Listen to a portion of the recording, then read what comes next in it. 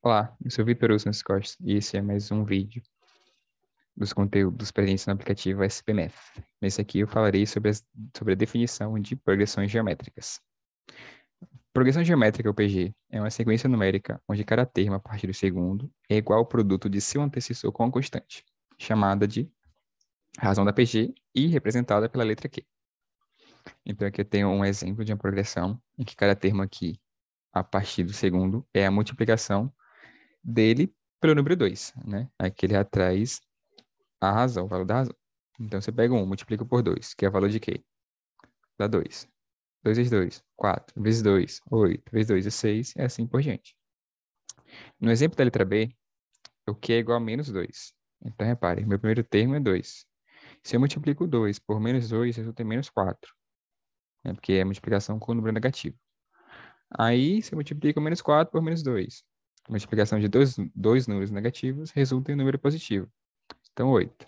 Se eu multiplico por menos 16, e assim sucessivamente.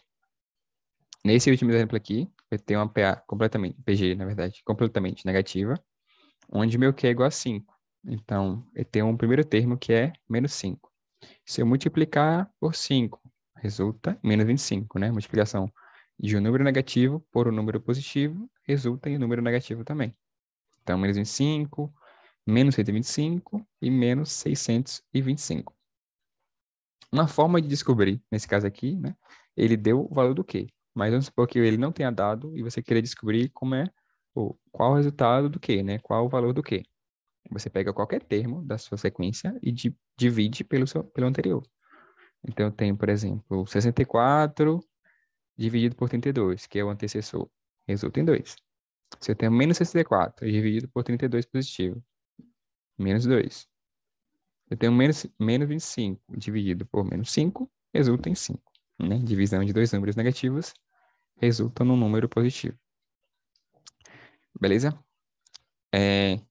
Quanto à classificação, uma PG pode ser crescente, decrescente, constante ou oscilante.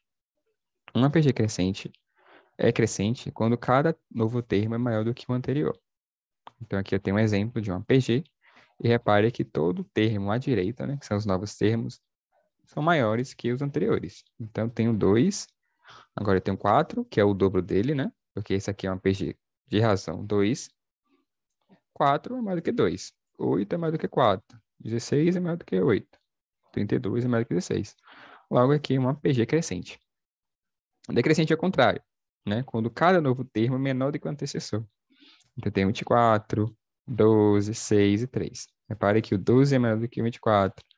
O 6 é menor do que o 12. 3 é menor do que o 6. Certo? Ela é constante quando o Q é igual a 1. Nesse caso, todos os termos são iguais.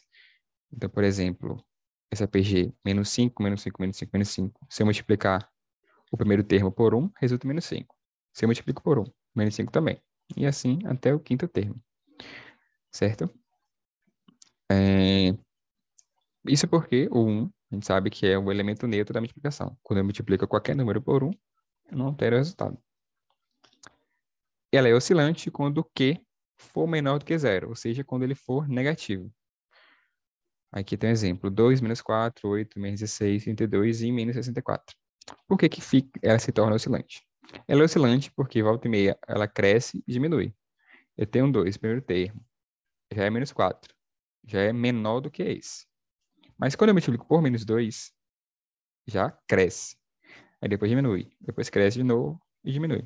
Isso porque justamente o Q é menor do que zero, né? Porque ele é negativo. Quando eu faço multiplicação de número negativo com número positivo, ele vai alternando. Aí se torna um APG oscilante, certo? Na APG, assim como na PA, também existe uma fórmula do termo geral, né, que você consegue encontrar qualquer termo da sua sequência a partir dessa fórmula, né, que é a fórmula N igual a 1 vezes Q elevado a menos 1, onde a N vai ser o termo geral, A1 primeiro termo, N, esse Nzinho aqui, a quantidade de termos, ou o número de termos, até o AN, e Q sendo a razão da PG, né? A diferença de um termo para o outro. Também temos uma fórmula que consegue somar todos os termos de uma PG finita, certo? Existe uma fórmula para PG infinita, mas não é objeto de estudo desse vídeo nem do aplicativo. Então, essa aqui é a soma dos termos finitos de uma PG. Então, tenho Sn igual a 1 vezes Q elevado a n menos 1 sobre Q menos 1, sendo Sn a soma dos termos, né, o resultado da soma, A1 primeiro termo, N a quantidade de termos, Q a razão. Aí eu trouxe aqui um exemplo para a gente calcular a soma dos 5 primeiros termos da sequência, que é 2, 6, 18, outro termo aí e outro termo, certo? Então, eu tenho uma PG de 5 termos. Beleza? Essa é a fórmula que a gente vai utilizar. Como eu quero descobrir a soma dos 5 primeiros termos, o meu N vai ser 5, então eu substituo aqui na fórmula. No lugar do N eu coloco 5. A1 é o meu primeiro termo, que é o número 2, que é a diferença de um termo para o outro, nesse caso um produto, né? Então, repare que do 2 para o 6 eu multipliquei 3. Do 6 para o 18 eu multipliquei 3 também. Isso significa que a minha razão é igual a 3. N, como a gente viu aqui, é a quantidade de termos. Como eu quero descobrir os 5 primeiros termos, né? A soma dos 5 primeiros termos, eu tenho 5 termos na minha PG. Coloco aqui 5. Menos 1, 3 menos 1. Igual 2, que multiplica 3 elevado a 5. 3 elevado a 5 é 243. Certo? Menos 1. Aí fica 2 vezes essa daqui, resulta em 484 dividido por 2, que é 242. Significa que a soma dos 5 primeiros termos da minha sequência é 242. Beleza? Isso aqui são as referências que eu utilizei para fazer esse vídeo. E é isso.